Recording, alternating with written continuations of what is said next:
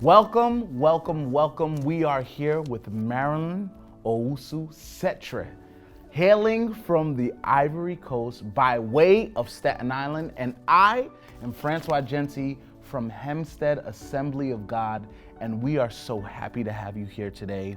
We are excited. She delivered an amazing word at our worship service this morning, and it was just phenomenal. The Spirit of God moved amazingly. You have a very dynamic story. You're very young. We don't see many people like you answering the call to be a missionary, and it is amazing to see a fellow New Yorker, you know what I'm saying, to actually going out and really answering the call of God and changing other people's lives across the world. Could you just tell me a little bit about the story of you answering that call when when you knew, okay, God is calling me to do missionary work? Just walk us through that story. Yeah. So like, to be honest, I don't think I ever had a moment where it was like, God is calling me to be a missionary. I didn't even have context for what that was supposed to be like. So for me, what happened was I went on a mission trip, felt like the God was calling me, well, literally said, I'm calling you to this. Because I was heartbroken on the trip. I didn't know what was going on. You know, New Yorkers, we don't, you know what I'm saying? Like, either we laughing or we not. Like, right. Everything else is just what it is. It is what it is. But for some reason, that whole week, I was heartbroken by the things we saw, the places we went to, doing evangelism, going and helping an orphanage, just taking them out to the zoo was like, we took them to like Europe. Like, it was crazy. It was crazy. And just experiencing that, and then like really like, God, like, what is happening to me?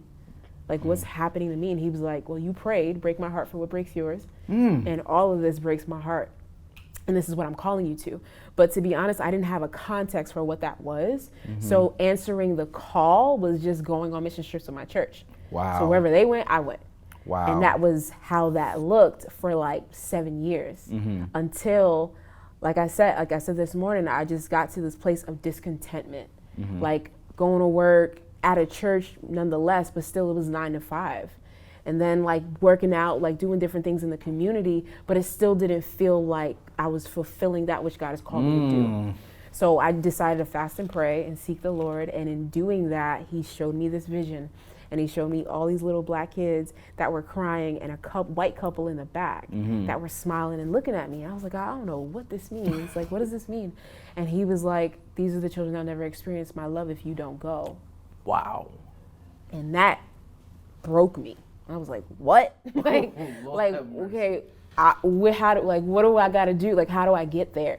And for years, actually, from the moment that I actually received that call at 18 in Dominican Republic, my pastor had been saying, like, you're going to be our first missionary at it. And I'm like, God, why are you talking about my business? Like why are you telling people what you know what I mean? Right. My secret place. Like you said, close the door and talk to you. Just me and here it is. Yeah, like on Front Street. And it was crazy to me. He is my spiritual father, so I guess he could see it. Like he could see the call of God in my life, but I didn't. And I didn't think it was going to be this grand. And he even asked me, like, would you go to Africa? And I was like, no, like I grew up African. They know Jesus. like they don't need me. Like that's not what this is. And like he asked me and I said no. Fast forward now, God gives me this picture and it's like, yeah, wherever they are, I want to go. That's fantastic. You see, that's why it's super important for us to take Sunday school outside of the church, right? It's important for us to take Sunday school outside of church. The verses we learn, it's nursery rhymes, but when you are in the thick of it and life is really hitting you and God is really calling you and he's speaking to you outside of church, it's important to be obedient. Because what you said and the dream that you had is so impactful. If you don't answer the call, these people will not experience I could cry right now. And I was broken. It broke me. And I think another specific thing too, like not just applying the word outside of church, but also being submitted to people that will recognize the call of God on your life. Come on now. Because my pastor saw it, like my godmother saw it. Obedience. Like just being obedient, just serving. Like I was just serving. Like I tell this story all the time, like I was found serving, you know, like Elisha when he was plowing and, you know, and Elijah threw his cloak on him. He was in the field. Like, he was just serving, and he got called. The mantle got thrown on him for the next. So I think in being a part of the church, there's discipleship, but also allowing ourselves to be submitted. I think a lot of times we want the platform without the foundation. And the foundation is found in our relationship with Christ. Correct. Because at the end of the day, all of those things, like, nothing else matters. Nothing else. Nothing else matters. And it crumbles. Like you said earlier, people from New York, let alone folk like us, black folk, you don't see much of us going in the missionary ministries. We don't go to not many of us do it. Right.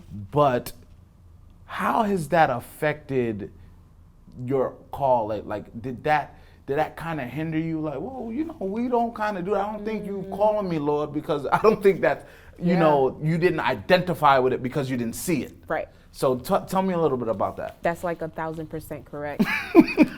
I didn't see any black single female girl get on our platform at church, and we had missionaries all the time. Right.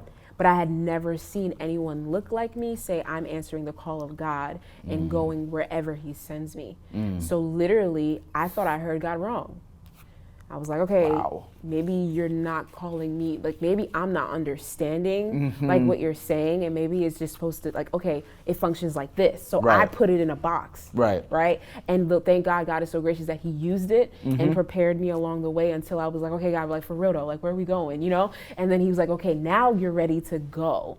Amen. So, but in the beginning, I didn't have a context for what this call looked like. Right. So even fast forward, I think the representation, and then now being on the field and having seen the disparity between white missionaries and black missionaries, or even just multicultural, multiracial missionaries. There's over 2,500 missionaries right now in Assemblies of God World Missions, and there's probably only 5% that are black. Wow. And I think 5% may be generous. Wow. And I think now we're starting to see a turn. But I remember going to orientation and sitting there, like, I don't think I was like one of 4 in the room. And I was sitting there like, oh God, okay, this is bigger than me. It's not just calling me out there, you're also calling me for here. Like, I'll be the fake, like, I think sometimes we don't like being the token black person in the room. I was like, I'll be whatever token you need me to be. Because somebody's gonna watch this video, somebody's gonna hear my voice, someone's gonna see my picture wherever it is, and I pray that they don't think that they don't belong there because they haven't seen it. Exactly. God is calling all of us. Exactly. Like, all of us. It doesn't look cookie cutter. Because the truth of the matter is, they're going to go to places, and they have gone to places that we can't go. But they also are going to go to places that they won't be received, that we will. And literally, the impact is seeing people come up to me like, yo, I feel called to missions. Wow. But I got stopped because I didn't know, like, if we could do, like, I didn't never see anybody, and I don't know what to do. Young people coming up like, yo, I feel called, like, how do I do it? And I'm like, take my number. Wow. Like, I want to talk to you. Like, how do we do, can I do a trip? Of course you can. Wow. Like that's been the impact, and seeing the Lord use it. Because I remember going to orientation, like I said, being one of 4 in the room, and I was like, God, this has to change. This has to change. And now, flip side, seeing this emerging generation, like, yeah, let's go. Like, I want to go. Like, you out there, I want to go too, Wow. And it's amazing to see that. And then now on the flip side, on the field, I'll never forget, I went to one of our ladies in the church. Her mom passed away. So, you know how we mourn with those that mourn. There is a sitting that takes place. So, like, you go to the house and you sit with them for however many hours and just follow their lead, like, whatever they do. And I ended up being in a group with these, like, older women, these wise ladies. And one of the ladies, like, looked at me and she was like, "You're American?" And I was like, "Yeah." And then the lady that I was there, my friend that I was there with, she was like, "Yeah, she's a missionary. She's from our church," and all the things. And she was like, "You're a missionary?" And I was like, "Yeah." She was like, "So your husband's a pastor?" And I was like, "I'm single." Wow. And she was like, "You came out here as a single missionary?" I said, "Yeah." And she started crying. Wow. And she was like, I was called when I was 30 years old, and I had children come into my house, and I would minister and do all these things. And when I felt to go and answer the call, I was denied because I was a woman and because I wasn't married. And she wept because she was like, after that, I was like, okay, God, maybe this is not for me.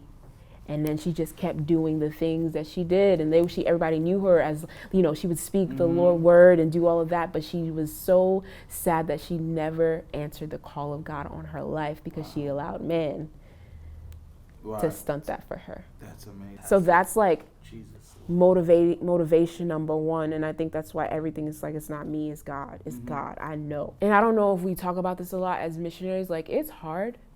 And yes, like it's hard living in a different context, but the spiritual warfare in itself is hard. So I work with next generation.